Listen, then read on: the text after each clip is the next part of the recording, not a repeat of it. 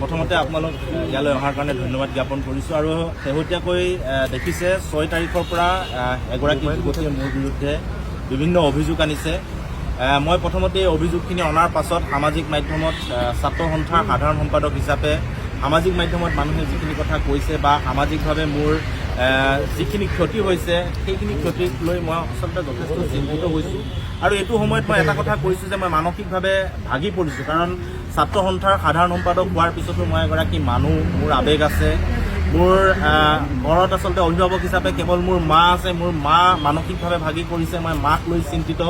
একে সময়তে যিগৰাকী যুৱতীয়ে তেখেতে ভৰ্তি হৈ আছে GMCত, সেই যুৱতীগৰাকীৰ স্বাস্থ্যক লৈ মই চিন্তিত হৈ আছোঁ আৰু মই মানুহ হিচাপে যথেষ্ট চিন্তিত হৈছোঁ, আৱেগিক হৈছোঁ আৰু এই গোটেই কথা বতৰাবিলাক মই গম্ভীৰভাৱে লৈছোঁ আৰু আপোনালোকক স্পষ্টকৈ কওঁ, কাৰণ মই প্ৰতিটো মুহূৰ্ততে সামাজিক ক্ষেত্ৰত হওক, ব্যক্তিগত ক্ষেত্ৰত হওক, মই সদায় যিবিলাক কথা কওঁ সদায় স্পষ্টকৈ ক'বলৈ চেষ্টা কৰোঁ আৰু আজিও মই যিখিনি কথা ক'ম আপোনালোকক স্পষ্টকৈ ক'ম। আৰু মই প্ৰথমতে মোৰ এই বিপদৰ মুহূৰ্তত মানসিকভাৱে ভাঙি পৰাৰ সময়ত বহু লোকে মোক মানসিকভাৱে সহায় কৰিছে, মানসিকভাৱে মোক সক্ৰিয় হৈ থাকিবৰ কাৰণে, সুস্থ হৈ থাকিবৰ কাৰণে বহুতে মোৰ কাষত থিয় দিছে। মই প্ৰথমতেই সেইসকলক ধন্যবাদ জ্ঞাপন কৰিছোঁ আৰু যিসকলে ধনাত্মক সমালোচনা কৰিছে সেইসকলকো ধন্যবাদ জ্ঞাপন কৰিছোঁ। আৰু প্ৰথম কথাটো হৈছে যে যিগৰাকী যুৱতীয়ে মোৰ বিৰুদ্ধে অভিযোগ উত্থাপন কৰিছে সেই যুৱতীগৰাকীৰ সৈতে প্ৰেমৰ সম্পৰ্ক থকাটো মই অকপতে স্বীকাৰ কৰোঁ যে এই যুৱতীগৰাকীৰ সৈতে মোৰ প্ৰেমৰ সম্পৰ্ক আছিল আৰু মই ভাবোঁ প্ৰেমৰ সম্পৰ্ক থকাটো কোনো অপৰাধ নহয়। আৰু 21 চনত মই যুৱতীগৰাকীৰ সৈতে চিনাকি হৈছিলোঁ বিশ্ববিদ্যালয়ত পঢ়ি থকাৰ সময়ত। এখন বিশ্ববিদ্যালয়ৰ মিটিঙলৈ যাওঁতে যিখন ফটো সামাজিক মাধ্যমত প্ৰকাশ পাই আছে, সেই ফটোখন যিদিনাখন উঠিছিলোঁ সেইদিনাখন কিন্তু যুৱতীগৰাকীক মই চিনি নাপাওঁ। তাৰ পৰৱৰ্তী পৰ্যায়ত যুৱতীগৰাকীৰ লগত মোৰ চিনা পৰিচয় হৈছে, আমি প্ৰেমৰ সম্পৰ্কত আছোঁ, এই কথাটো সত্য।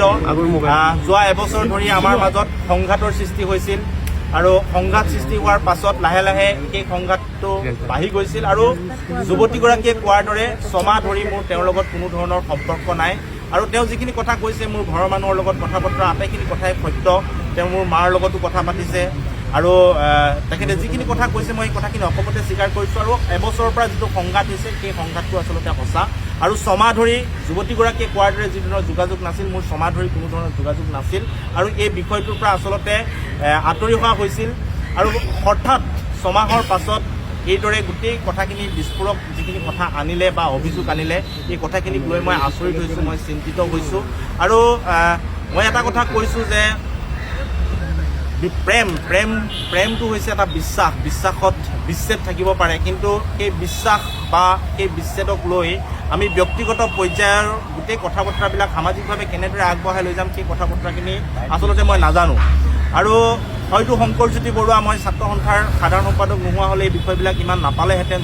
যিহেতু মোৰ গাত সামাজিক দায়বদ্ধতা আছে, তাৰ কাৰণে গোটেই বিষয়বিলাক ৰাইজে সক্ৰিয় হৈছে, গতিকে মই সেই বিষয়ত বেয়া পোৱা নাই। কিন্তু এটা কথা মই আপোনালোকক কৈছোঁ যে যেতিয়াই যুৱতীগৰাকীয়ে এইবোৰ অভিযোগ আনিছে, অভিযোগ অনাৰ পিছত তেখেতে এজাহাৰ দাখিল কৰিছে আৰু সেই এজাহাৰৰ কপি মই যেতিয়া ফেচবুক বা আন মাধ্যমত পাইছোঁ মই লগে লগে ন্যায়ালয়ৰ কাষ চাপিছোঁ আৰু তেওঁ এজাহাৰত যিবোৰ কথা উত্থাপন কৰিছে সেই কথাবোৰৰ সন্দৰ্ভত মই যুক্তি সহকাৰে ন্যায়ালয়ত মোৰ কথাবিলাক কৈছোঁ। আৰু 6 তাৰিখে যুৱতীগৰাকীয়ে এজাহাৰ দিছিল আৰু মই 7 তাৰিখৰ দিনাখনেই মোক কোৰ্টে অগ্ৰিম জামিন দিছে, শনিবাৰ দিনাখনেই মোক জামিন দিছে। এইটো জামিনৰ কপি, ইয়াত গোটেইখিনি কথা লিখা আছে। লগে লগে মোক অগ্ৰিম জামিন দিছে আৰু তাই যিখিনি অভিযোগ উত্থাপন কৰিছে মোৰ ওপৰত সেই অভিযোগখিনিৰ ভিত্তিতেই মই জামিন লাভ কৰিছোঁ। আৰু 7 তাৰিখে জামিন পোৱাৰ পিছতো মই কিন্তু থানাত গৈ জামিনৰ কাগজখন যোৱাকালি দিছোঁ, কালি গৈ মই জমা কৰিছোঁ। আৰু পৰৱৰ্তী যিসমূহ কেছ, এতিয়া যদি আপোনালোকে সোধে সংঘাত কিয় হ'ল, কি নহ'ল, এই গোটেইখিনি আচলতে ব্যক্তিগত কথা। আৰু যিহেতু এতিয়া কেছটো ন্যায়ালয়ৰ মজিয়ালৈ গ'ল, ন্যায়ালয়ৰ মজিয়ালৈ যোৱাৰ পিছত আমাৰ যিখিনি বিপদ আহিছে এই বিপদক মূৰ পাতি লৈছোঁ আৰু মই কোনো কাৰণতে এই কথা বতৰাবিলাক অস্বীকাৰ কৰা নাই। আৰু কিন্তু যিখিনি কথা বতৰা কৈছে যে প্ৰতাৰণা কৰা, আন কৰা, যিখিনি অভিযোগ আনিছে সেইসমূহ কিন্তু অভিযোগ, সেই অভিযোগসমূহ এতিয়ালৈকে প্ৰমাণিত হোৱা নাই। প্ৰমাণ কৰিব আদালতত, মোৰ যিখিনি ক'বলগীয়া মই সেইখিনি আদালতত দিম। আৰু মই এটা কথা জানো যে যুৱতীগৰাকীৰ লগত মোৰ প্ৰেম আছিল, সেই কথাটো মই অকপতে স্বীকাৰ কৰিছোঁ। আৰু সেই প্ৰেম যেতিয়া আছিল তেতিয়া আমাৰ মাজত যি মধুৰ সম্পৰ্ক আছিল সেই সম্পৰ্কক মই আজিও শ্ৰদ্ধা কৰোঁ। আৰু সেইকাৰণে কি কাৰণে সংঘাত হ'ল সেই কথাখিনি মই ৰাজহুৱাকৈ ক'ব বিচৰা নাই। ৰাজহুৱাকৈ কৈ মই কাৰো আচলতে কোনো ধৰণৰ ব্যক্তিগত আক্ৰমণ কৰিব বিচৰা নাই। আৰু কোনোবাই যদি মোক ৰাজহুৱাকৈ বিভিন্ন সামাজিক মাধ্যমত যুৱতীগৰাকীয়ে যদি ৰাজহুৱাকৈ মোক আচলতে বিচলিত কৰি বা বিভিন্ন ফটো আন বিষয়সমূহ ৰাজহুৱাকৈ তেখেতে প্ৰকাশ কৰি যদি তেখেতৰ মানসিক পৰিস্থিতি ভাল নহয় বুলি কৈছে আৰু এই ধৰণৰ কাম কৰিলে যদি মানসিক পৰিস্থিতি ভাল হয় তেতিয়াহ'লে মোৰ তাত আপত্তি নাই। কাৰণ মই এতিয়া ন্যায়ালয়ৰ দ্বাৰস্থ হৈছোঁ, উকিলৰ লগত কথা বতৰা পাতিছোঁ, আইনজ্ঞৰ পৰামৰ্শ লৈছোঁ, ইতিমধ্যে অগ্ৰিম জামিন পাইছোঁ। পৰৱৰ্তী যিসমূহ বিষয়, যিখিনি এভিডেন্স থাকিব, যিখিনি মোৰ কথা বতৰা ক'বলগীয়া থাকিব, সেই কথা বতৰাখিনি মই ন্যায়ালয়ত ক'ম। কাৰণ ৰাজহুৱাকৈ কোৱা কথা বতৰাখিনিয়ে কোৰ্ট অফ কণ্ডেম হ'ব, ন্যায়ালয়ক অৱমাননা কৰা হ'ব। গতিকে মোৰ সকলো তথ্য মই ন্যায়ালয়ত দিম আৰু যিয়ে আচলতে আইনী প্ৰক্ৰিয়াত যুঁজ দিব বিচাৰে এই যিসমূহ তথ্য থাকে সেই তথ্যসমূহ ন্যায়ালয়ত দিবৰ কাৰণে ব্যৱস্থা গ্ৰহণ কৰিব লাগে। সামাজিক মাধ্যম বা আন জৰিয়তে মানুহৰ ব্যক্তিগত যি ধৰণৰ আচলতে হানি কৰাৰ চেষ্টা কৰে এই ধৰণৰ কথা বতৰাবিলাক মই উপযোগী নহয় বুলি ভাবোঁ। গতিকে মোৰ হাতত যিবিলাক তথ্য আছে, মই যিখিনি ক'বলগীয়া আছে, মই সেই কথাখিনি ব্যক্তিগত কথা বতৰাবিলাক মই ৰাজহুৱাকৈ কাৰো আগত নকওঁ। সেইখিনি মই ন্যায়ালয়ৰ ওচৰত দ্বাৰস্থ হ'ম, ন্যায়ালয়ক ক'ম আৰু ন্যায়ালয়ৰ পৰা যি ৰায় আহিব সেই ৰায়ৰ পিছত মোৰ যিখিনি পৰৱৰ্তী পদক্ষেপ সেই পৰৱৰ্তী পদক্ষেপখিনি মই গ্ৰহণ কৰিম। কালি দিছপুৰ আৰক্ষীয়ে আপোনাক কিবা সুধিছে নেকি? আপুনি মই কোৰ্টৰ পৰা যেতিয়া বেইল পোৱা যায় সেই বেইলখন থানাত জমা দি এটা ৰিচিপ্ট কপি আনিব লাগে আৰু মই সেই ৰিচিপ্ট কপিটো আনিবলৈ গৈছোঁ।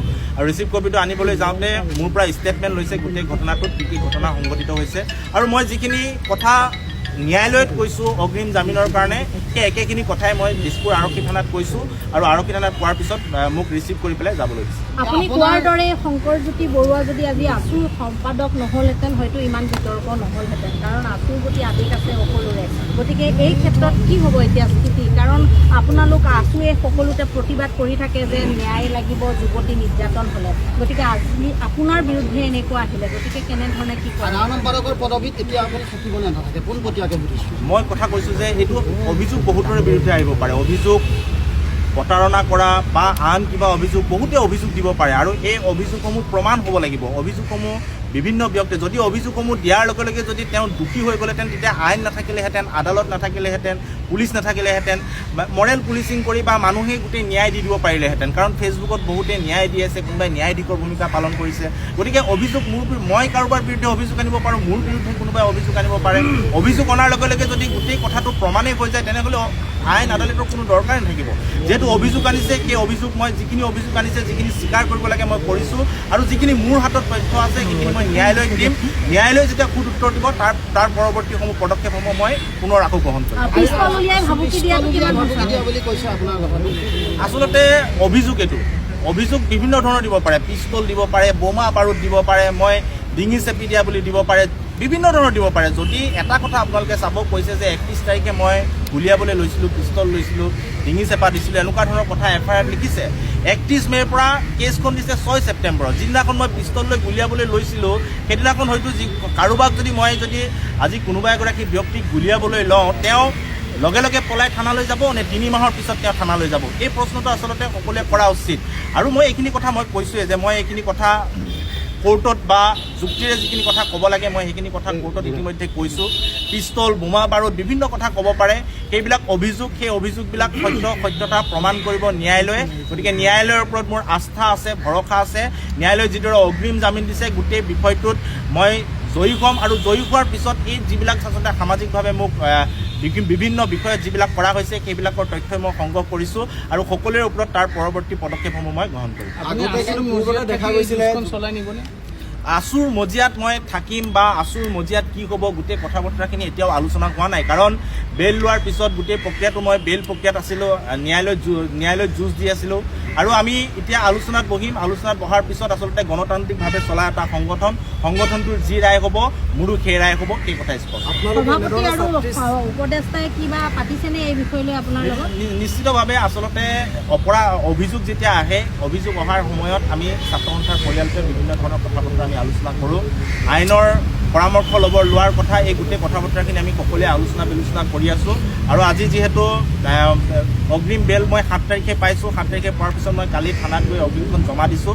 আজি মই আপোনালোকৰ আগত গোটেই কথাখিনি বিৱৰি কৈছোঁ আৰু ইয়াৰ পিছত ছাত্ৰ সন্থাৰ মজিয়াৰ যিটো আচলতে আমাৰ ভিতৰুৱা কথা বতৰা, এইখিনি আমি কথা বতৰা পাতিম আৰু পৰৱৰ্তী সময়ত যি পদক্ষেপ গ্ৰহণ কৰে সংগঠনটোৰ মজিয়াত সেই কথা বতৰাখিনি আপোনালোকে নিশ্চিত বহুতে কৈছে আছু সুৰক্ষিত নহয় নেকি ছোৱালী এতিয়া, কাৰণ তেওঁৰো আছুৰে সদস্য, তেওঁ জিপি আছিল, গতিকে এই ক্ষেত্ৰত কি ক'ব বিচাৰিব? নহয়, আচলতে চাওক, মই কৈ আছোঁ যে ব্যক্তিগত যিবিলাক কথা বতৰা, সেই ব্যক্তিগত কথা বতৰাবিলাক মই প্ৰেম আছিলে সেই কথাও কেতিয়াও মই অস্বীকাৰ কৰা নাই। এই কথাটো মই স্বীকাৰ কৰিছোঁ। পৰৱৰ্তী সময়ত ছমাহ যোগাযোগ নাছিলে, তাৰপিছত গোটেই ঘটনাখিনি হৈ গ'ল। সামাজিক মাধ্যমত প্ৰতিক্ৰিয়া চলি আছে। ছাত্ৰ সন্থাৰ মজিয়াত ছোৱালী সুৰক্ষিত হয় নহয়, এই গোটেই কথাখিনি আচলতে ছাত্ৰ সন্থাৰ বহুত ছাত্ৰ ছাত্ৰী আছে, সেই সকলোৱে গোটেই কথাখিনি জানে। গতিকে মোৰ বিৰুদ্ধে এটা অভিযোগ আহিছে আৰু মই এইটো কথাও কৈছোঁ যে মই শংকৰজ্যোতি বৰুৱা নোহোৱা হ'লে এই অভিযোগবিলাক হয়তো নাহিলেহেঁতেন। মই এই প্ৰথম ব্যক্তি নহয় যাৰ আচলতে এনেকুৱা ধৰণৰ প্ৰেমত আচলতে সংঘাত হৈছে, এনেকুৱা মই প্ৰথম ব্যক্তি নহয়। কিন্তু এই গোটেই কথা বতৰাবিলাক যিহেতু এতিয়া আহিছে আৰু কি কাৰণে সংঘাতটো আৰম্ভ হ'ল, এইবিলাক ব্যক্তিগত কথা অন্ততঃ মই যুৱতীগৰাকীৰ বিৰুদ্ধে বা গৈ এইখিনি কথা মই সামাজিক মাধ্যমত ক'ব বিচৰা নাই। এইখিনি কথা মই আইনৰ আগত ক'ম আৰু মোৰ আইনৰ ওপৰত বিশ্বাস আছে। গোটেই কথা বতৰাখিনি আইনে এটা নিৰ্দিষ্ট পথ ল'ব আৰু মই জয়ী হ'ম আৰু ইয়াৰ পৰৱৰ্তী পদক্ষেপ মই তাৰপিছত গ্ৰহণ কৰিম। কোনোবাই উচতনি দিয়া যেন লাগে নেকি আপোনাৰ কেৰিয়াৰত চাই, যিহেতু আপুনি সামাজিক ক্ষেত্ৰত শংকৰজ্যোতি বৰুৱা বুলি ক'লে সকলোৱে জানে, গতিকে কোনোবাই উচতাব পাৰে নেকি যে আছুৰ মজিয়াৰ পৰা এনেধৰণৰ হৈছে নেকি, এনেধৰণৰ এটা কথা ওলাইছে, ষড়যন্ত্ৰ হৈছে নেকি? আচলতে যুৱতীগৰাকীৰ সৈতে মোৰ বিভিন্ন ধৰণৰ সংঘাত হোৱা প্ৰায় এবছৰ হৈছে আৰু ছমাহ ধৰি মোৰ যুৱতীগৰাকীৰ লগত কোনো ধৰণৰ মোৰ যোগাযোগ নাই।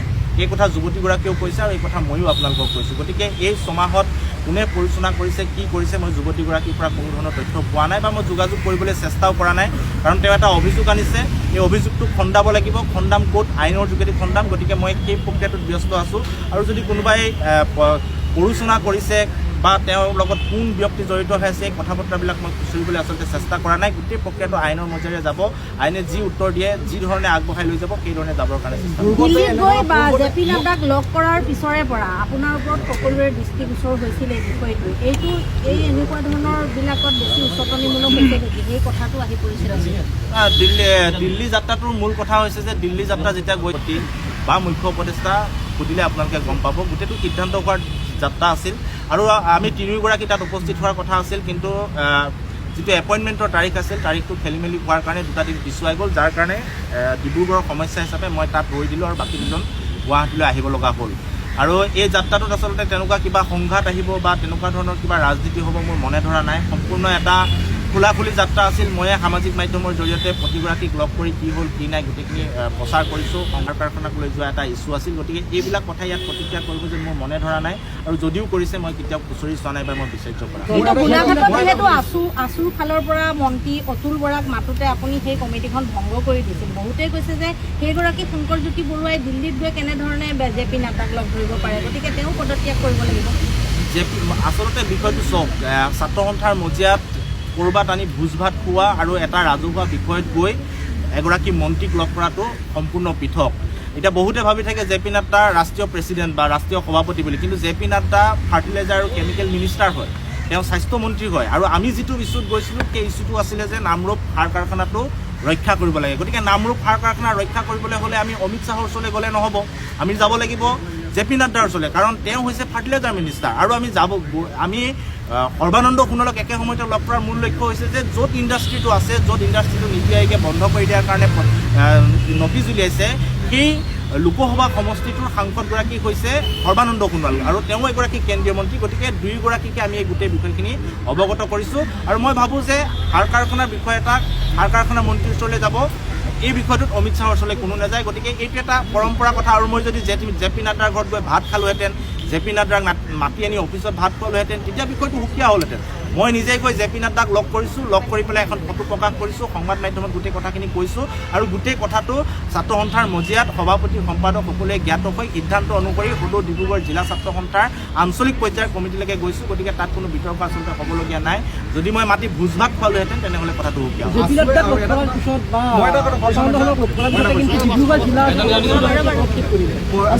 এনেকুৱা ছাত্ৰী নিৰ্যাতনৰ সন্দৰ্ভত আপোনালোকে বিভিন্ন সময়ত প্ৰতিবাদ কৰিছে, ছাত্ৰীক ন্যায় লাগে বুলি। কিন্তু এইবাৰ আছুৰ এগৰাকী সাধাৰণ সম্পাদকে ছাত্ৰী নিৰ্যাতনৰ লগত জড়িত হোৱাৰ বাবে আছু নিমাত আছে নেকি তাক লৈ প্ৰশ্ন উত্থাপন হৈছে। আছুৱে সুৰক্ষা দিছে নেকি শংকৰজ্যোতি বৰুৱাক তাক লৈ প্ৰশ্ন উত্থাপন হৈছে। আৰু প্ৰশাসনেও সুৰক্ষা দিয়াৰ এবাৰ প্ৰশ্ন উত্থাপন হৈছে আপোনাৰ বিৰুদ্ধে। কিয় নিমাত হৈ আছে আছু? মই এইখিনি কথা আচলতে অলপ আগতে কৈছোঁৱেই। অভিযোগ হয়তো অভিযোগ আহিছে, অভিযোগটো অহাৰ লগে লগে যদি মই দোষী প্ৰমাণিত হৈ যাওঁ তেতিয়া আইন আদালত কোৰ্ট কাছাৰী পুলিচ এইবিলাক নালাগিলেহেঁতেন। মই আজি কোনোবা এগৰাকীৰ বিৰুদ্ধে কৈ দিলোঁ যে মোক ই গুলিয়ালে, মোৰ পৰা ই টকা খালে, লগে লগে মানুহে তাতে যদি ন্যায় দিব পাৰিলেহেঁতেন তেতিয়াহ'লে আইন আদালত কোৰ্ট কেছ নাথাকিলেহেঁতেন। মোৰ বিৰুদ্ধে অভিযোগ আনিছে, অভিযোগ অনাৰ লগে লগে মই কোৰ্টলৈ গোটেই অভিযোগখিনি খণ্ডাবৰ কাৰণে গৈছোঁ। কোৰ্টে মোক লগে লগে অগ্ৰিম জামিন দিছে। এতিয়া গোটেই প্ৰক্ৰিয়াটো কোৰ্টেৰে আগবাঢ়ি যাব। ইয়াত যি দোষী সি আচলতে শাস্তি পাব। আৰু মোৰ যিখিনি ক'বলগীয়া আছে মই কৈ আছোঁ আপোনালোকক যে মোৰ বিৰুদ্ধে যেনেকৈ ব্যক্তিগত কথাসমূহ বিচাৰ দিব তাৰ পৰৱৰ্তী পদক্ষেপ বা তাৰপিছত ছোৱালীজনীয়ে এবাৰত উল্লেখ কৰিছে যে শাৰীৰিক সম্পৰ্ক ৰক্ষা কৰাৰ কথা এটা কৈছে, সেইটো কিমান দূৰ সত্য? আচলতে সকলো মানুহে প্ৰেম কৰে, প্ৰেম কৰাৰ সময়ত যিখিনি কথা বতৰা কয় বা প্ৰেম এটা ভালকৈ চলি থকাৰ সময়ত যিখিনি কয় সেই গোটেইখিনি কথা বতৰা মই স্বীকাৰ কৰিছোঁ অসমতে। আৰু এই পৰৱৰ্তী সময়ত যিখিনি কথা বতৰা আহিছে প্ৰেমত সংঘাত আহিব পাৰে, প্ৰেমটো এটা বিশ্বাসৰ ওপৰত চলা বস্তু। গতিকে যেতিয়া এটা মধুৰ সম্পৰ্ক চলি থাকে সেই মধুৰ সম্পৰ্ক প্ৰেম কৰা সকলো মানুহে গম পাব। গতিকে ইয়াত মই বিশেষকৈ গোটেই কথাখিনি কৈ থাকিব বিচৰা নাই, কাৰণ এইখিনি মই আদালতৰ মজিয়াটো ক'ব লাগিব। আদালতৰ মজিয়াত যিখিনি কথা ক'বলগীয়া হয় সেই কথাখিনি সামাজিক মাধ্যমত কৈ দিয়াৰ পিছত এইটো আদালতক অৱমাননা কৰা হয়। আৰু মই এতিয়া আদালতত গোটেই কেছটোৰ বিৰুদ্ধে মই যুঁজ দি আছোঁ। গতিকে মই যুঁজ দি যাম আৰু সঁচা মিছা সময়ত প্ৰকাশ পাব আৰু গোটেই কথাখিনি আগবাঢ়ি যাব। পিষ্টল থকাটো সঁচা নেকি? লাইচেঞ্চ আছে নেকি? পিষ্টল নায়েই আপোনাৰ? পিষ্টল আচলতে পিষ্টল জীৱনত কেতিয়াও মই চুইয়ে পোৱা নাই, সেইটো একদম সঁচা কথা। আৰু লাইচেঞ্চ থকা নথকা এইবিলাকতো আৰু ভিত্তিহীন কথা। কেনেকৈ লাইচেঞ্চ থাকিব? লাইচেঞ্চ থাকিলে পুলিচে গম পালেহেঁতেন। আৰু পিষ্টল এটা আছে বুলি কৈ দিয়াটো সহজ, অভিযোগটো অনাটো সহজ, কিন্তু পিষ্টলটো কেনেকৈ আহিব মানুহৰ হাতলৈ, কেনেকৈ থাকিব, এই গোটেই কথা বতৰাখিনি তদন্ত কৰিলে ওলাই পৰিব। আৰু যদি মোৰ বিৰুদ্ধে যিখন গোচৰ ৰুজু হৈছে তাত যদি আৰ্মেক যদি লাগিছে তেনেহ'লে নিশ্চিতভাৱে পুলিচে যি পক্ষে যাব লাগে যাব, আৰু সময়ত আপোনালোকে সকলো গম পাব। গতিকে এই অভিযোগ বিভিন্ন আহিব। এই অভিযোগসমূহ মই কৈছোঁ পিষ্টল নালাগে, মই গ্ৰেনেড দলিয়াই দিয়া বুলিও অভিযোগ আহিব। গতিকে এই অভিযোগসমূহ প্ৰমাণ হ'ব আইনৰ কাঠগড়াত। গতিকে আইনৰ কাঠগড়াত প্ৰমাণ হোৱালৈকে মই ৰম, তাৰপিছত মই মোৰ পৰৱৰ্তী পদক্ষেপ ল'ম।